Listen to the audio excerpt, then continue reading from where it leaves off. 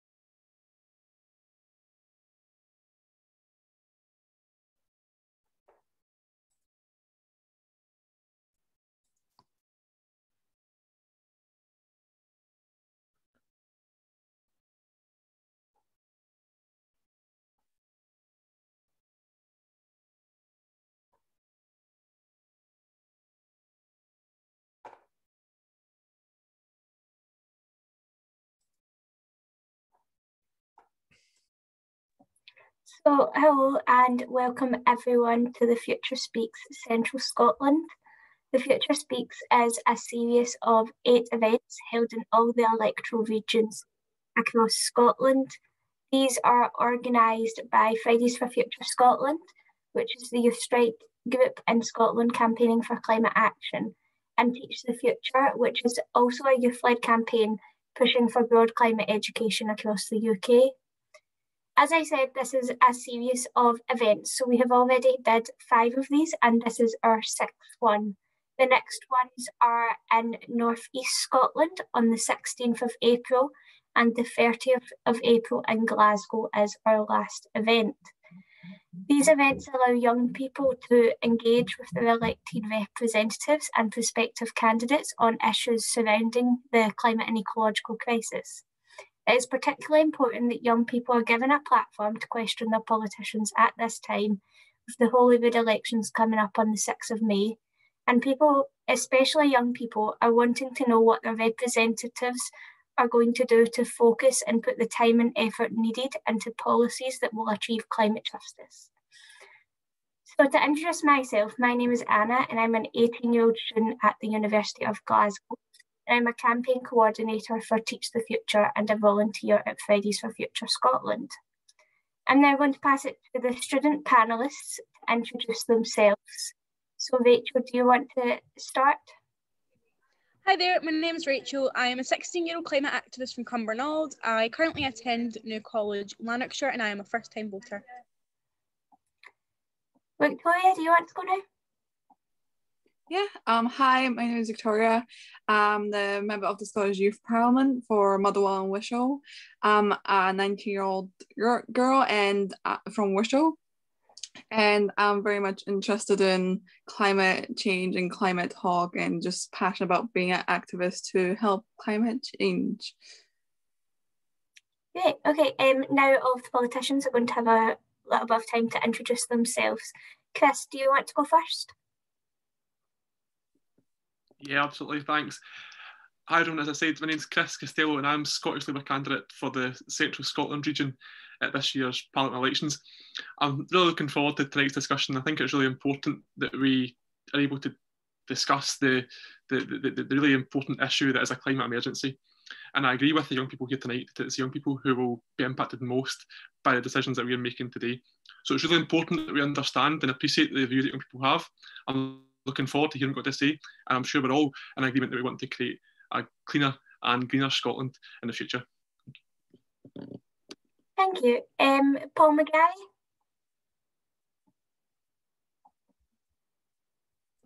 You're about to say you can get on mute. I was going to start with a muted. So my name's Paul McGarry. So I'm the candidate for Central Scotland, number one on the list, and also candidate for East Kilbride.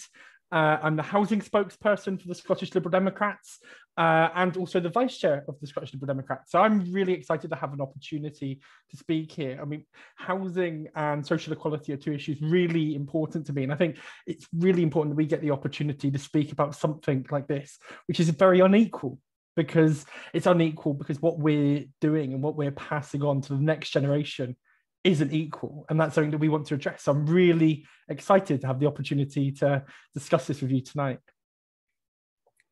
Thank you. Gillian McKay. So hi, I'm Gillian Mackay. I'm the Scottish Greens lead candidate for Central Scotland. I'm also the co-convener of Falkirk Greens and have previously been the co-convener of Scottish Young Greens. Really pleased to be here with you all tonight. It's really important we hear from young people on climate things. Obviously, as a Green, very much looking forward to hearing all of your thoughts, opinions and discussions, and really we should be hearing more from yourselves in this discussion than just listening to what we would like to do over the next session. So really looking forward to hearing your input as well. Thank you. Graham Simpson. Well, thanks very much, Anna, and thanks for inviting me along. I'm really looking forward to this event. I am standing for the Conservatives, also in East Kilbride, and I'm second on our list for Central Region. I've been a regional MSP since 2016, and before that I was a councillor in East Kilbride. And prior to getting into Parliament, I was a journalist. I've got two young daughters. They're in their 20s, so they are very, very passionate about the issues that we'll be discussing tonight, and I can tell you that's rubbed off on me very much so. I lead for the party on transport and infrastructure, and we may go on to discuss these areas. Thanks. It's great to have you all here tonight. So just to explain how we'll run the event, the youth panellists, Victoria and Rachel, will take turns to ask questions that we have pre-prepared, and each of the politicians will have about a minute and a half to respond directly to them. There's 6 of these questions, so after we do that, if we have a little time left, the event is a little shorter tonight. If we do have a little time left, we might have some Q&A questions from anyone of the attendees, either on Zoom or Facebook. And then after that, we'll go to the students to directly respond to what you've said and just kind of sum up. And then we will finish wrapping up probably just after 6 p.m. We hope you find this event informative and useful in choosing your election vote. And now we're going to move on to the first question from Rachel. Hi, so we all know that the climate emergency is one that cannot be tackled without everyone's help, but this is difficult when all information and reports are technical, scientific and difficult to access and understand to the general population. What will your party do to make climate plans more accessible and inclusive of our diverse population so that everyone can understand and participate in the solutions? Is anyone itching to go first? The first person to answer is going to be Chris. Thanks very much, Rachel, for the question. I think it's really important to note first and foremost that the response to the climate emergency is not just the responsibility of one party or one person, it's the responsibility of all of us. And for that reason alone, I think it's important that information that's shared is shared in an accessible manner, so that anyone of any age, of any background is able to read it and understand it and appreciate that this is the challenge that we're facing. I think it's really key to note that Scottish Labour is committed to what we would describe as a kind of green industrial revolution, something whereby we'll see green jobs in Scotland, public transport, widely under public ownership, where as far as possible we can offer it to people, young people and the elderly, at a free of charge. You know, we're looking here at an inclusive, accessible campaign. Scottish Labour's on the side of young people on this issue, and I really think it's important, as you say, that we make sure that this is an issue that is not exclusive we're including everyone in it, and we'll make sure that it's a really important and leading priority for Scottish Labour in the next Parliament. Okay, thank you. Thank you. The next person to answer is Paul McGarry. Well, it's not always easy to access this information. We've got so much information. We've got universities who've produced some excellent research, and the information sometimes is difficult to access, and also the type of help that's available to people is sometimes difficult to access. I mean, I've found that myself as somebody who's committed environmentalist, who's looked at schemes such as an electric bike so that I can commute to work. And, I've started by accessing organizations like Energy Savings Trust, and I've tried looking also for developments to the house. And it's not always easy. And I think that needs to be somewhere that we put significant investment, because actually, if you have a person who's willing to make the change, if you have a person who's looking for ways that they can become more environmental in their behavior, in the way that they act, it's got to be easier. And I think the government agencies need to be the key to that. And I think some of the information that's on these websites needs to, keep it simple, and actually make sure that the information is very clear, is very, plain English, because I've spent a lot of time accessing these resources, and that's not always the case. And that's the key, is, the more people that we can get who are willing and want to, make changes, making that information really accessible has got to be the key. Okay, I'm about to come to the end of my time. I hope that helps. Thank you. The next person to answer is Gillian. So I'm a marine biologist. So at university and things, dealt with lots of very in-depth scientific data, and obviously some of the measurements and things that are used when we talk about the climate crisis and the various different measurements that we rhyme off all the time. We need scientists in Holyrood that can read, understand, and then report these findings in plain English. It's a responsibility of the elected politicians to communicate in a way that is accessible, easy, and inclusive to everybody. And that's really something that I would be looking to do if I was elected. One of the other major problems is paywalls for getting access to scientific data. A lot of scientific papers that are really interesting and really useful are often behind paywalls, which makes making good decisions based on the information you can access slightly more difficult. So really working with the higher and further education sector to look at that issue is something that's really important, but always giving people accessible data, and politicians who are able to absorb that data and tell people in plain English what their thoughts and opinions are is vital. Thank you, Gillian. And the last person is Gillian. Yeah, thanks for the question. I don't entirely agree with you, actually, Rachel, because I think there's quite a lot of information that's coming out now that is accessible. There's a lot on the telly, even in the cinema. Actually, I went to see the David Attenborough film when we're allowed to go to the cinema.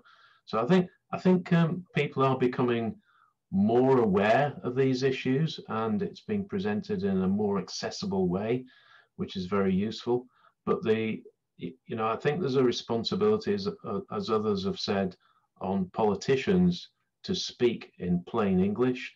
And I certainly like to do that. My background was in journalism. I used to work for the Sun newspaper, and you can't get more plain English than that.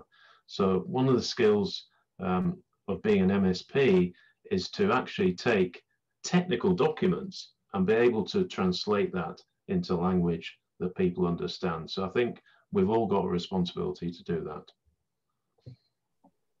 Okay, thank you. So that's us finished the first question. So now we're going to move on to Victoria to ask the second one. No worries. So in 2020, the equivalent of 97.4% of Scotland's electricity demand came from renewables. This is a great improvement from the 24% in 2010. However, this still failed to meet the target set in 2011 of 100% of energy coming from renewables by 2020. If your party gets into power, what will they do to ensure Scotland's energy comes solely from renewables, not just from electricity? Okay, so the first person to answer this time is Paul. Brilliant. So part of what we're doing, or will want to be doing, is to be changing the industry and changing the way that jobs are created and changing jobs that are available. I mean, it's absolute shame that actually, you know, there's so little investment in Scotland towards jobs. In fact, there was an opportunity just a couple of months ago to do just that. We're building wind turbines for new offshore wind farm off the Forth. And we really missed a trick there because Bifab, Scottish company, applied, procured to try and have those jobs, and they didn't get it. All those jobs are going to China and the Middle East.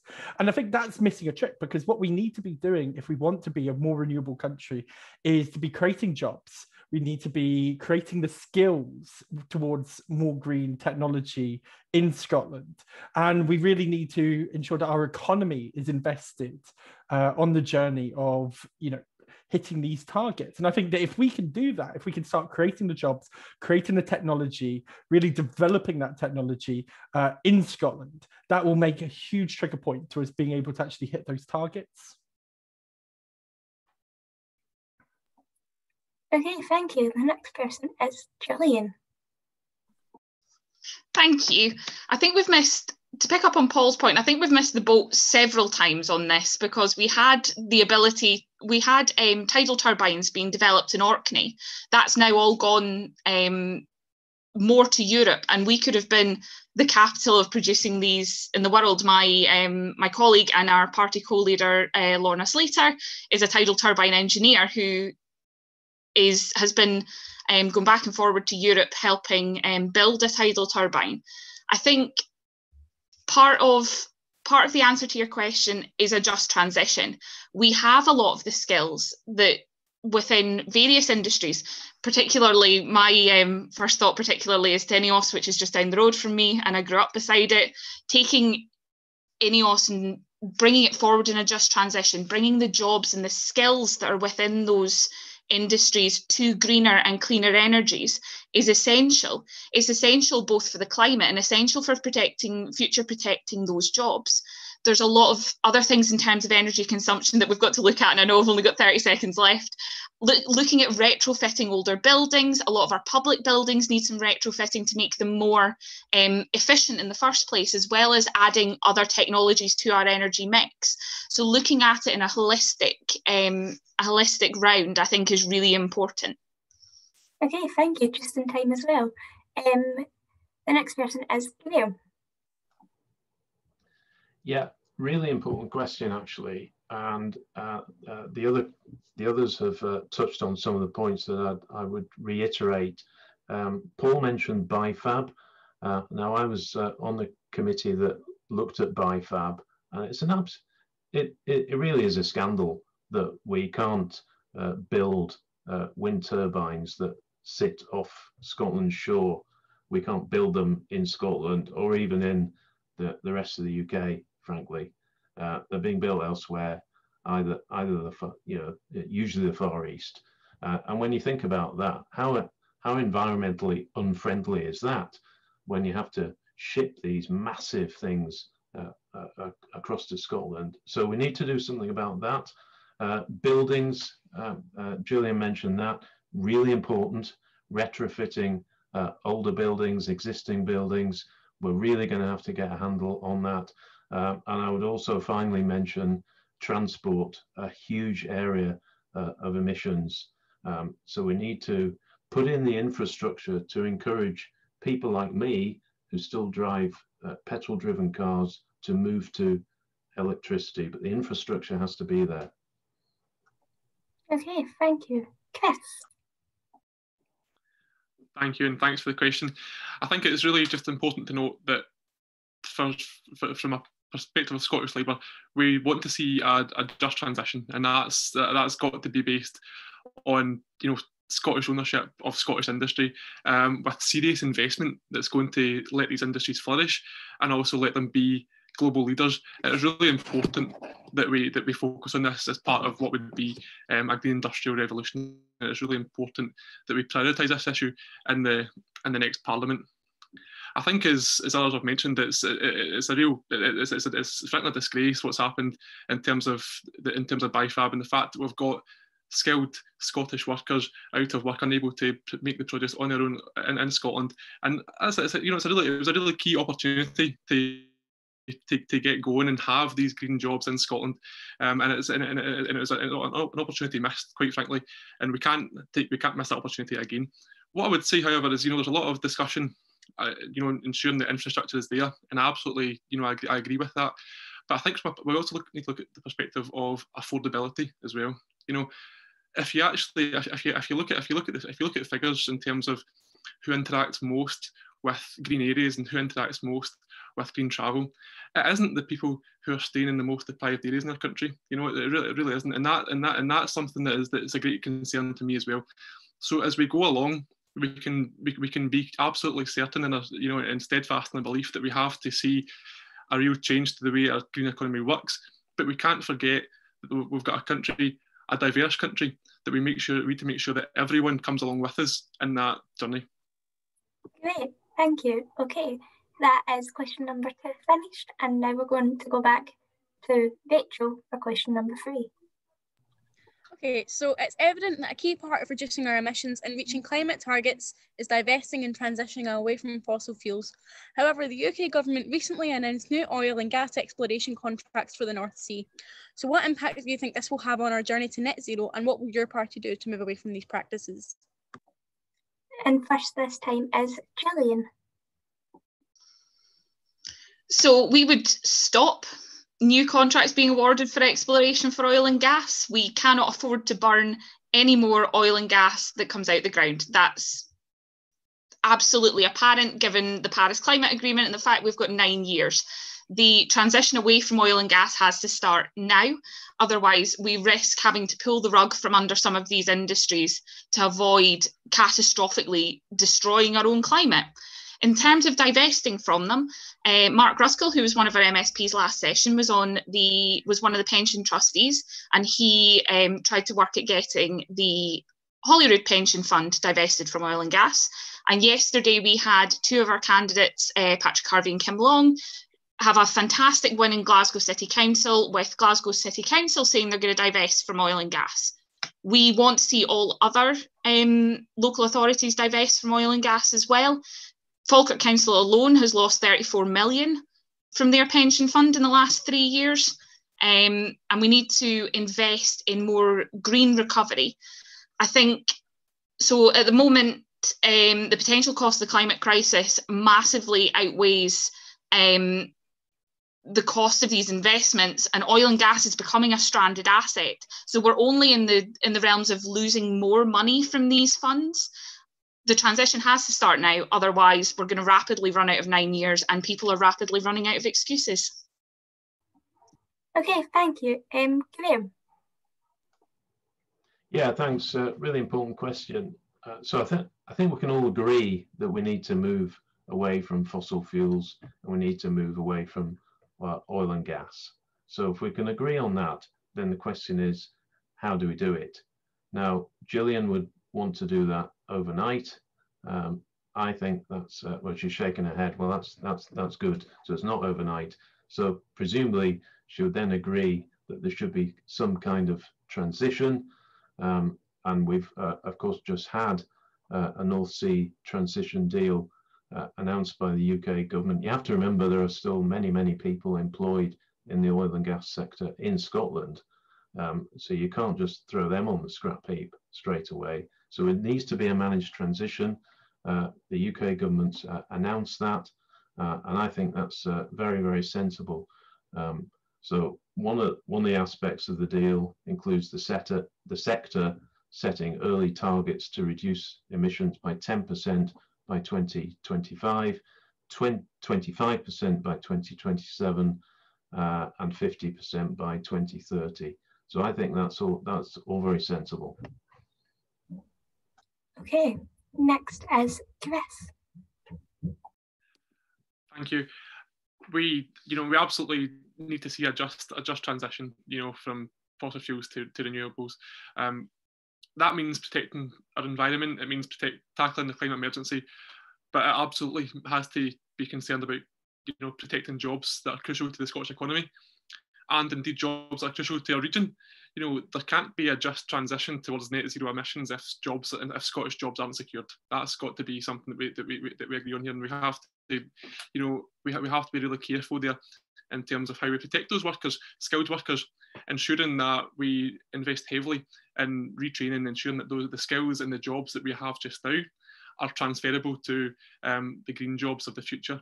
So it's really important that we are, absolutely steadfast in our belief and steadfast in our, our efforts to make sure that we reach where we want to reach. But we have to protect our workers and protect the, first-class skills that we've got in Scotland at this moment in time. Ensure that people are retrained. And I think it is. I think as well. It's another thing that Scottish Labour is really keen to do and set out is that these new green jobs, we have to make them appealing to young people as well. The generation currently coming through education.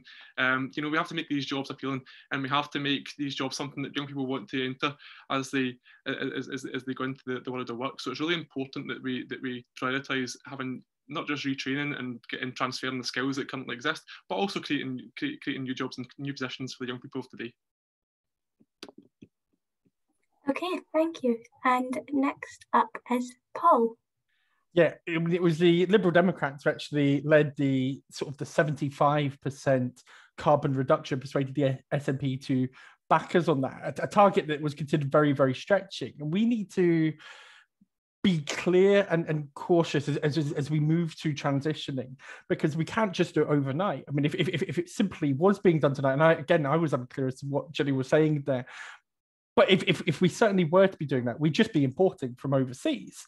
And that certainly can't be what we do. We need to make sure that actually it is just, and we are reskilling people. Central Scotland still bears the scars of Thatcher government that shut down the mines, that shut down steel, that shut down jobs. And so we need to be clear that in places like Grangemouth and places like the North East, that we're actually looking after those jobs, supporting, retooling, retraining, and bringing, again, people along the journey towards zero emissions and towards not drilling in the North Sea. But that needs to be gradual, because otherwise the impact, and the people that will be most impacted are the poorest in Scotland, because they are the people at the moment that are least prepared. And that's where the Scottish Government focus needs to be actually in the next 5 years. If we're going to move towards these targets, we need to start in communities that can at least afford these adaptations, giving them support to be able to go on this journey. Things like electric cars are so unaffordable for people from poorer communities. We need to be supporting them, and that needs to be a focus over the next 5, 10 and 15 years. Thank you. Thank you. Just on time there again. So now we're going to move on to question 4 from Victoria. Yeah.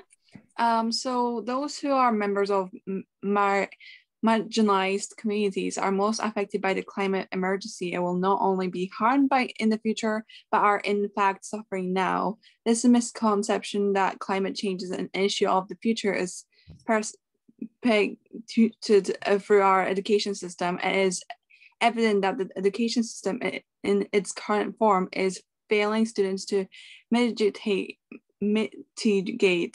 and face the consequences of the climate emergency. So what will your party do to ensure our education system represents the world we live in and prepare us for the different future we will face due to climate change?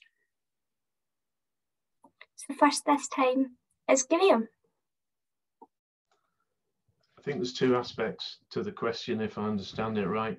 One is education, and one is marginalised communities.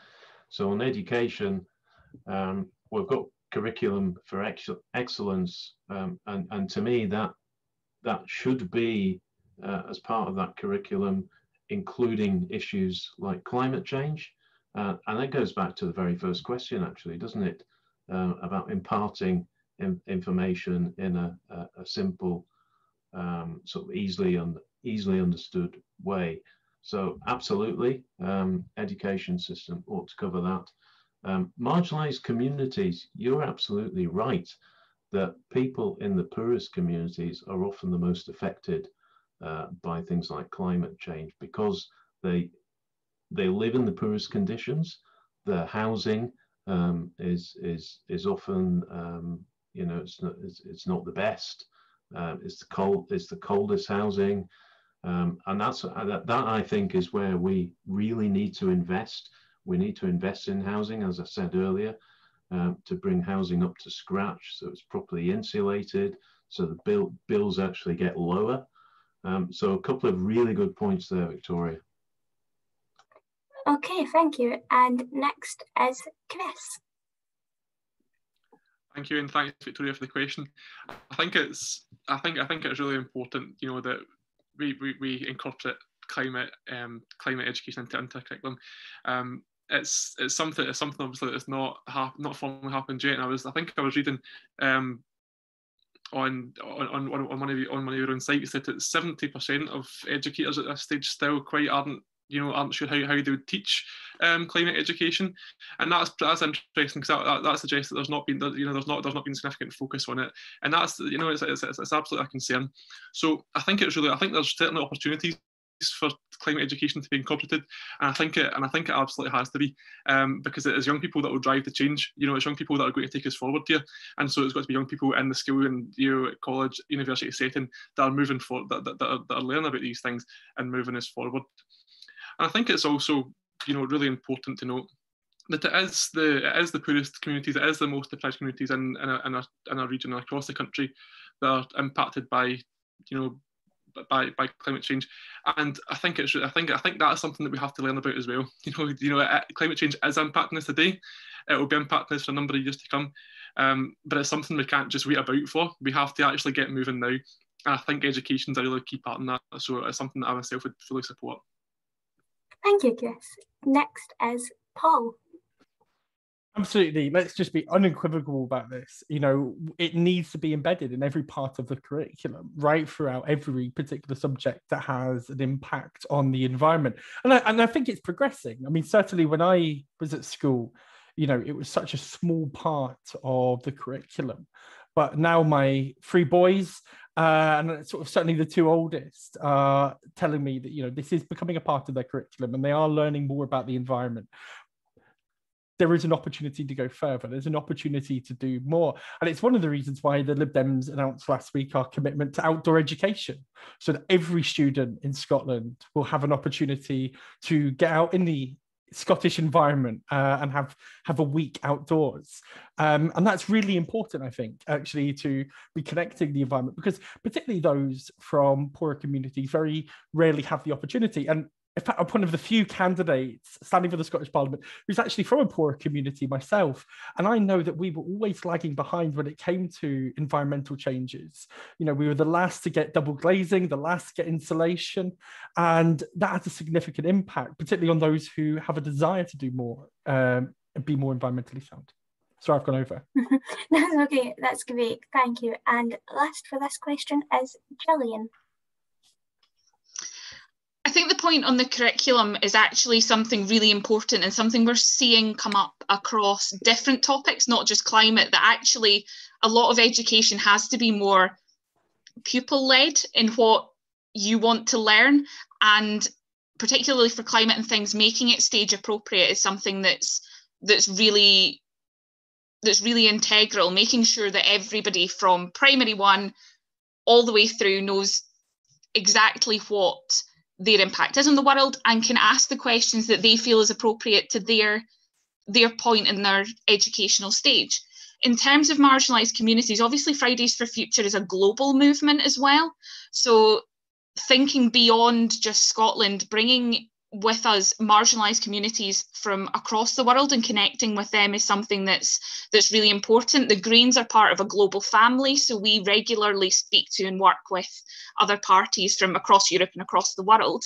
So I think in terms of at home, I've recently found through speaking to people, there's many climate issues that affect lots of different marginalised groups in different ways. I have a hearing related disability, but someone I was speaking to who uses a wheelchair finds that when it's very hot outside, their wheelchair is almost unusable because it's so hot to touch.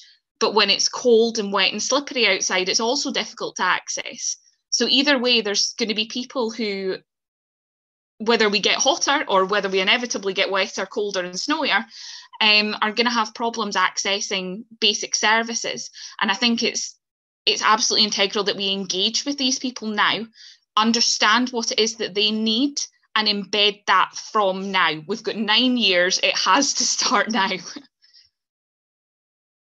Okay, great, thank you so much. So that is the end of question 4, and now we're going to go back to Rachel for question 5. All right, so with COP26 set to come to Glasgow this November, there are many questions over restrictions and how this summit will look due to COVID-19. What will your party do to ensure the summit is as accessible and as successful as possible under these circumstances? So first to answer this time is Chris. Thanks very much. It's a concern, and obviously it's a real shame that the COP26 is, we're still concerned about how accessible it's going to be. That it should really have been an event where Scotland should be a world leader. We should absolutely be showing and showcasing what we've been doing, what we've done. I think what we have to do is we have to look forward to the COP26 and be really, every effort has to make sure it's as accessible as possible. I think that has to involve young people in the planning. It has to involve young people in events at the time. I think it has to involve young people in decision making as we move forward. I think these are really key components of how we make sure this is accessible, because of course young people are naturally the people that are going to be impacted most by these decisions. I think it is a shame that I think at both Scottish and UK level, our governments have really failed to ensure Scotland and UK have been world leading and have led by example. We had an opportunity, we've missed it. The pandemic, of course, and naturally has been a restriction, but the Scottish and UK governments' mismanagement of climate and environment policy has led us to the situation where we aren't where we should be. As we're leading into COP26, we aren't where we should be in meeting our targets. So we really have to refocus in the new Parliament. We really have to change our approach, and we really have to make this as accessible as possible. And later on in the year, to ensure that it's as good an event as it possibly can be under the circumstances. Thank you, Chris. And next is Paul. Yeah, I mean, we're global citizens, and what happens here in the UK, what happens in COP26 has impact far across the globe. The expanding Sahara, forest fires, this all has an impact. We need to make sure it goes far enough. And I think part of that is ensuring that the UK government, who'll be leading sort of the UK's role, go far enough, and that the Conservatives do go far enough. And I know that Ed Davey's been, leading the way. He's our leader in the UK Parliament. Keen environmentalist has been leading the way of trying to hold the feet to the fire to make sure that they go far enough. And I think it does help that we've managed to get the toddler out of the White House and have an adult in the room. And I think that helps with the global conversation. And you haven't got a climate change denier, leading the US. I think that helps to change the conversation globally. And I think it's important to say that, COP26 is huge, it's critical, and those pledges are really important that are made there.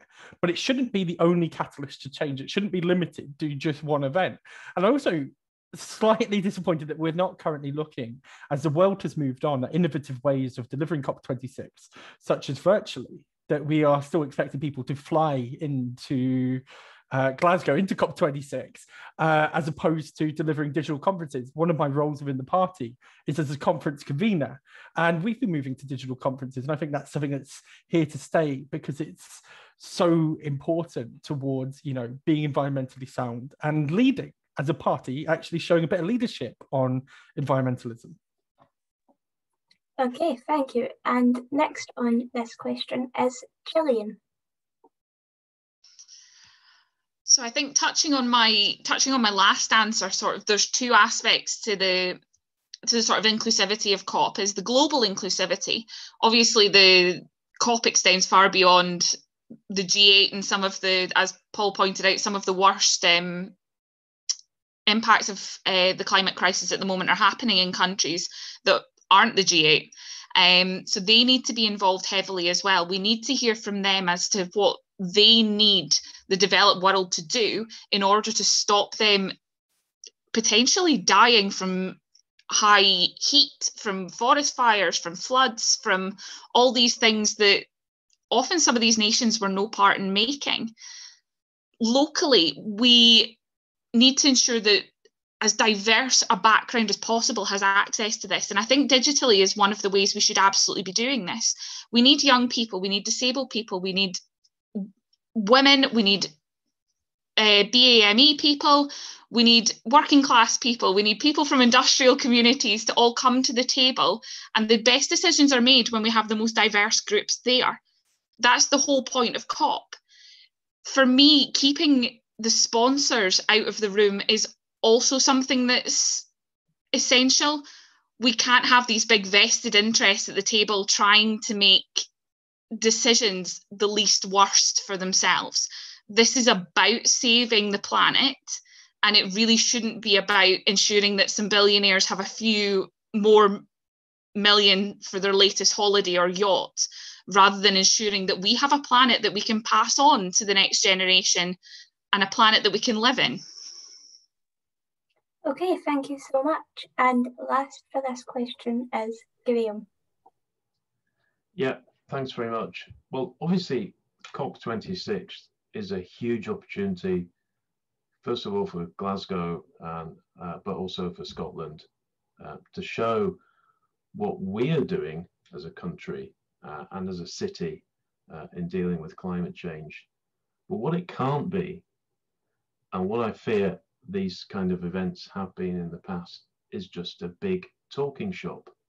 You actually need to have action at the end of it.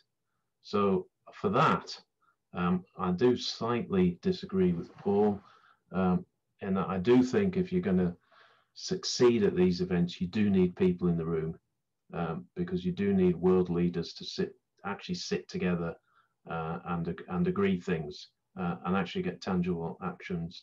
I am encouraged by what's going on in America. I think President Biden now is at the table on climate change, and that's really, really important.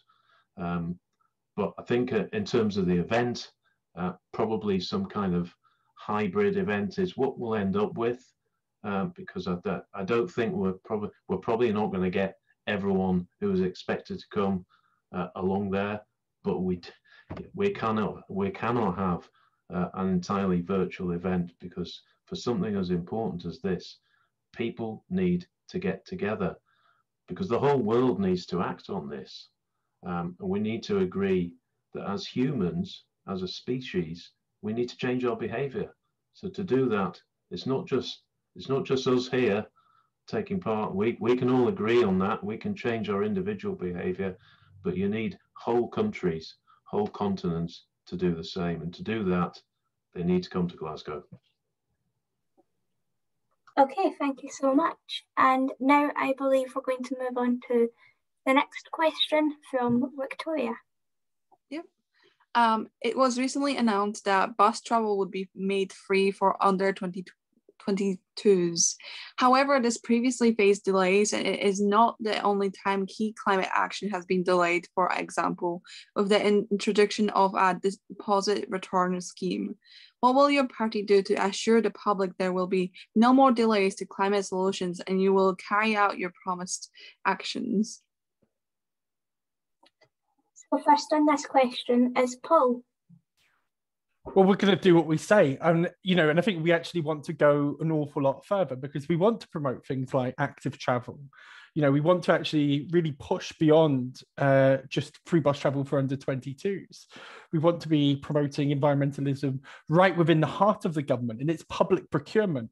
My wife's a nurse and she works in the community across Scotland, traveling literally 30,000 miles every year. And yet she's prohibited through the procurement process from actually purchasing an electric car.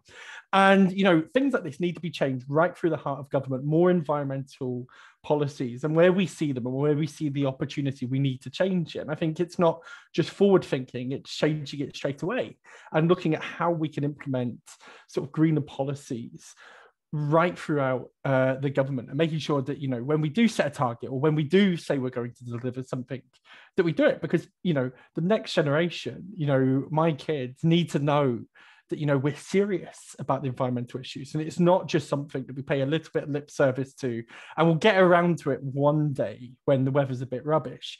It needs to be something that we set a target for, that we hit the target, that we deliver. And we actually, you know, in so many places that we go an awful lot further.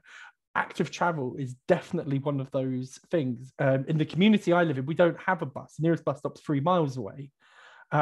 We need to be developing more bike lanes, and actually it's quite challenging, it's quite difficult, it's quite dangerous to actually, you know, cycle on some of these big roads. And so we need to make sure that that's at the heart of it. Active travel for everyone to be at the heart of the next government in the next 5 years.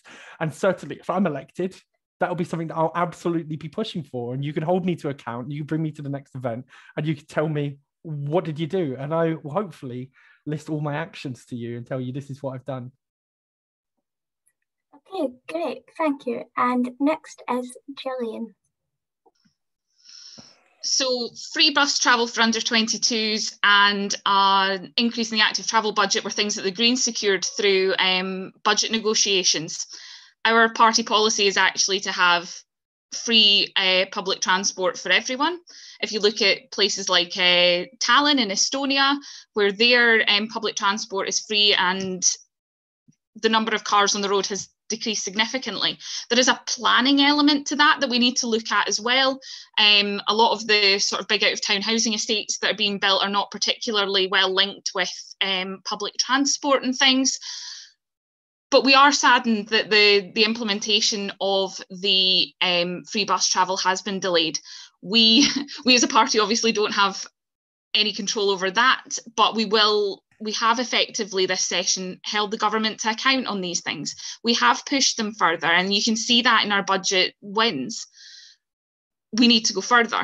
We need to go further faster. And if I'm elected, I will continue to be part of that really effective set of MSPs over the last session, and continue to hold the government to account, continue to push for more climate mitigations, and keep going.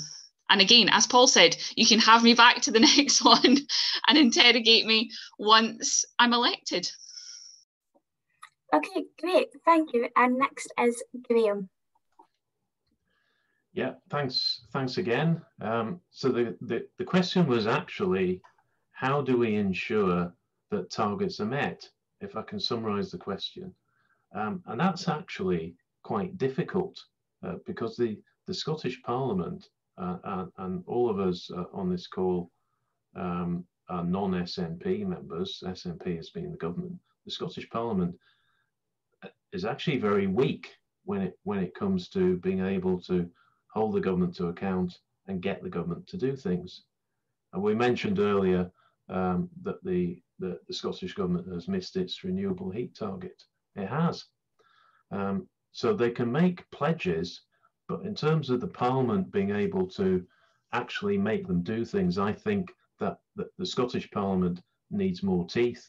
The committees in the Scottish Parliament need more teeth and more powers, because at the end of the day, I can come along and say, you know, you should increase your active travel budget.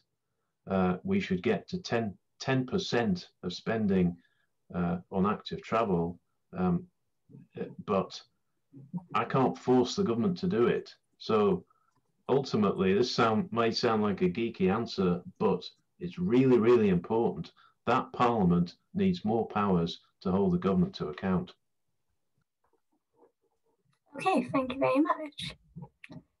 So now we're going to go on to Chris, who is the last to answer this question. Thanks very much. I think it's really important to note in the first instance.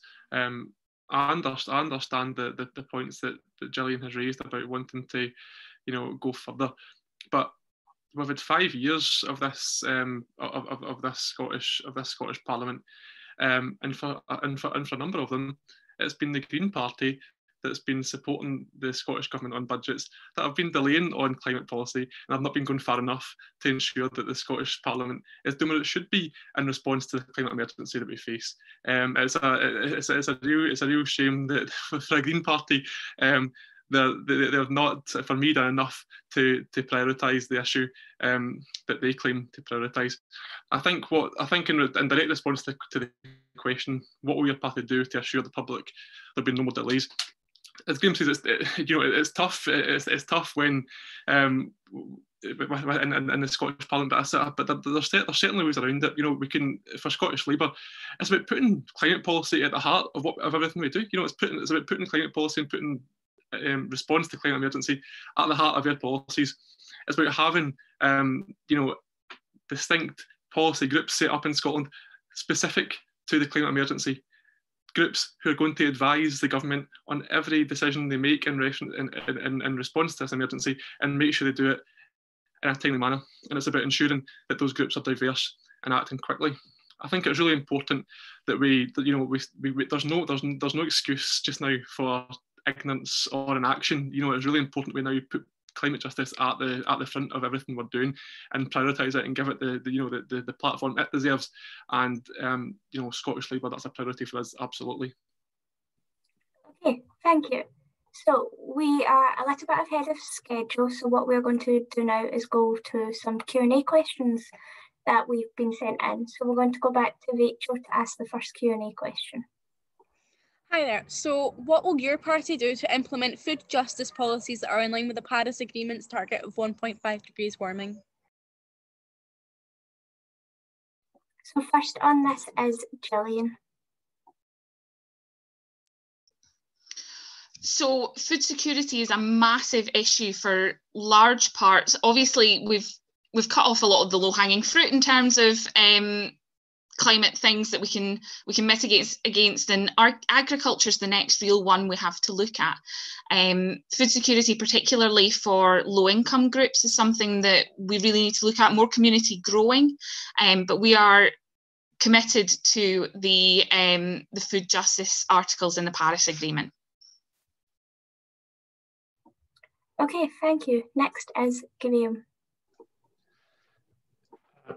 Yeah, I'd like to see policies that actually deliver more local food, so that we don't have to transport food from across the world. And I think what I would like, and I suppose this comes back to education, is actually teaching people about the value of eating seasonal food and local food.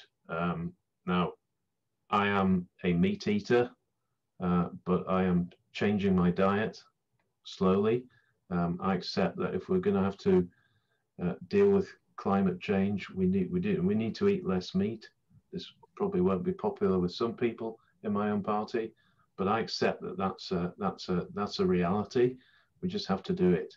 But that comes down to education, I think, but also supporting local food producers.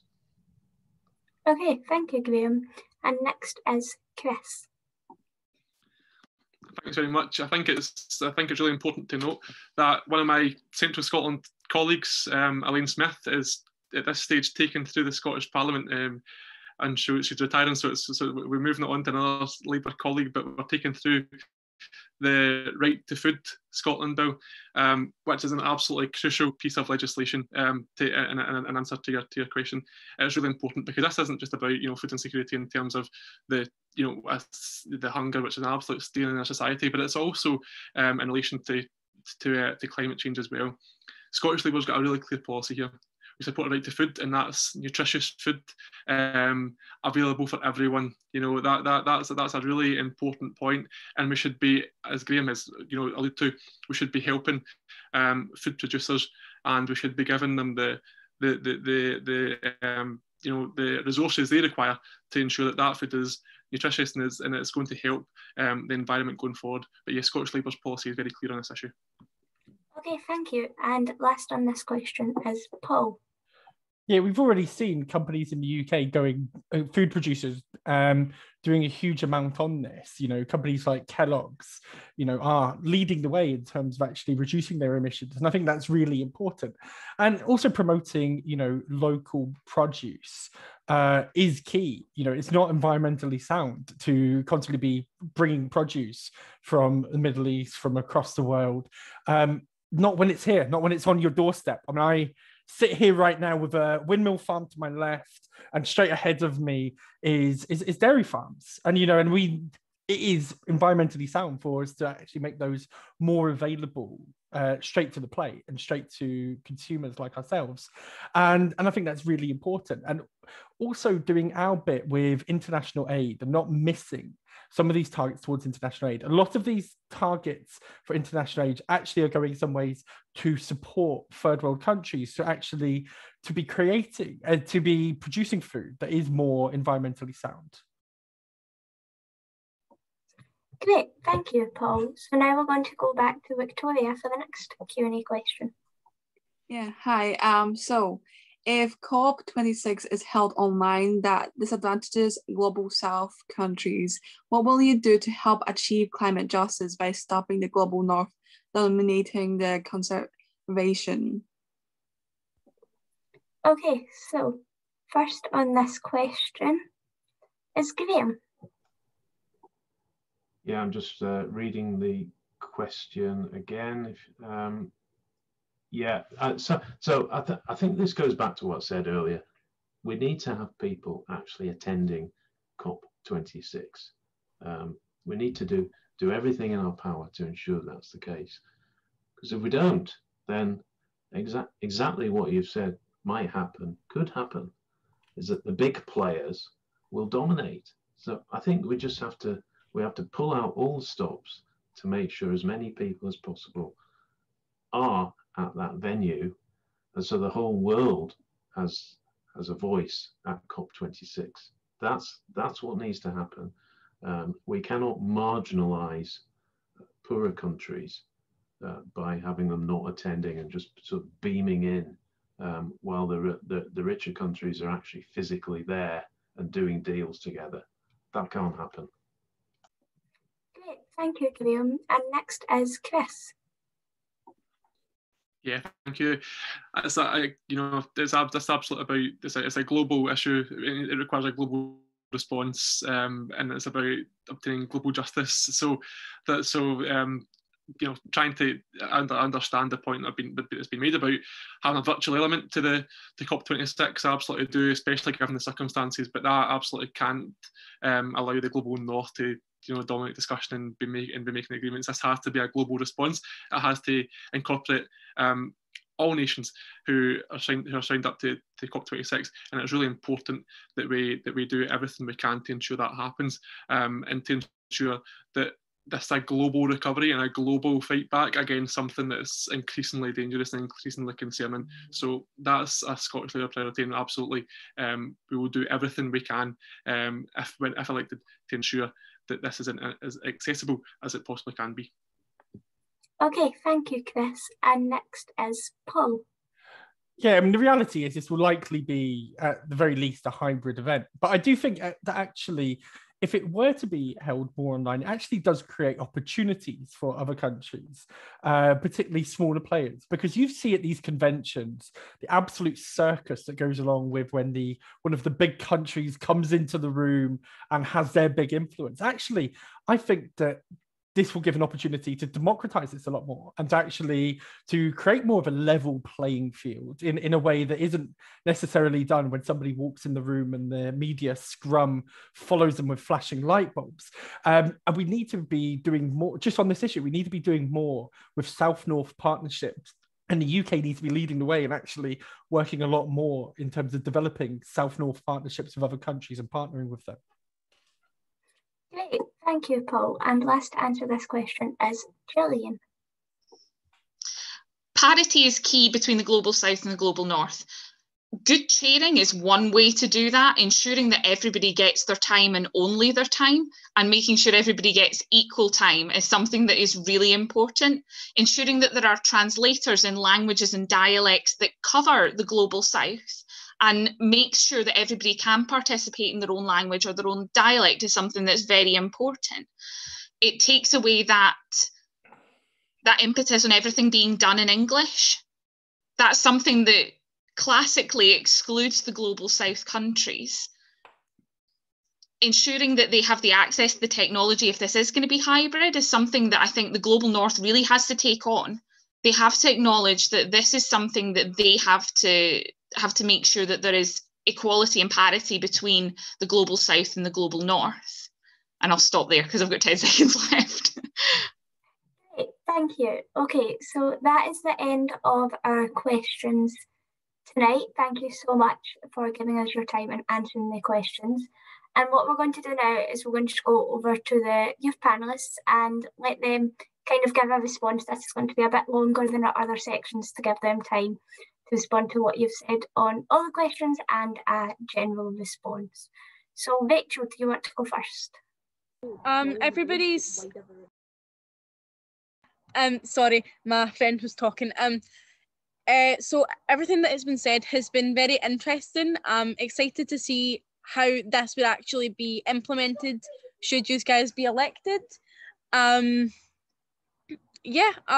Couple points came up that I wasn't 100% sure of, couple points I was really happy with, but yeah, I'm just really excited to see what you guys go on to do, elected or not.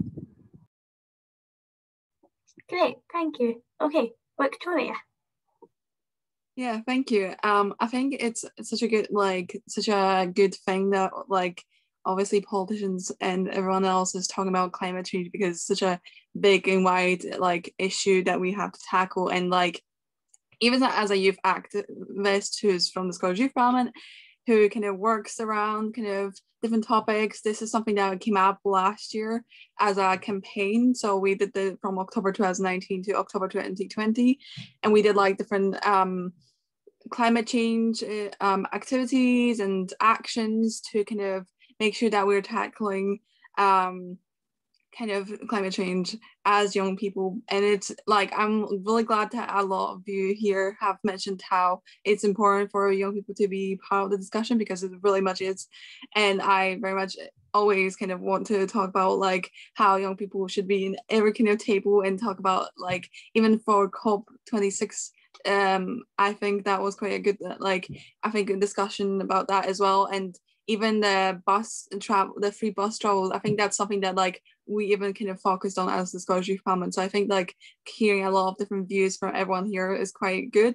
I really kind of obviously some points what Rachel said, kind of I really like some points, and some points I was just oh okay, I didn't expect something, but I kind of even though I didn't expect some answers, I was just kind of oh, that's interesting, because a lot of the perspectives that everyone kind of give here were not something that I would have thought of, but at the same time it would give me a different perspective of something. So I think whoever gets elected, I think everyone has really good ideas to tackle climate change. Thank you so much. So thank you all for coming to the event tonight. It's really good to be able to hear you all and engage about so many topics which we are also passionate about. It's nice to be able to focus on Central Scotland and areas that students in Central Scotland are passionate about, despite it being on Zoom. It's good that we can come together and not only hear the views of politicians, but also put questions that we specifically care about to them. Even if we don't agree with everything that's said, it's really important that we have these discussions and also develop connections between those living in Central Scotland and potential candidates. I think relationships between constituents and representatives, as Victoria said, are such an important thing, especially for youth and first-time voters. I hope that the youth panellists, Rachel and Victoria, and those watching at home, feel like their voices have been heard and have also learnt more about what your representatives or potential representatives' plans are in the next Parliament, and you now have something to think about for voting from these important topics. I also hope that you, the candidates, have gained a bit more of an understanding of what young people in the area would like to see prioritised in the next Parliament and what they think has to be top of the list. I look forward to seeing the action being taken when the Parliament starts again, and I want to thank all our panellists for taking the time to speak at this event, and Fridays for Future Scotland and Teach the Future, and everyone else who came along tonight. thanks so much for coming, and I hope we can continue to work together and build connections.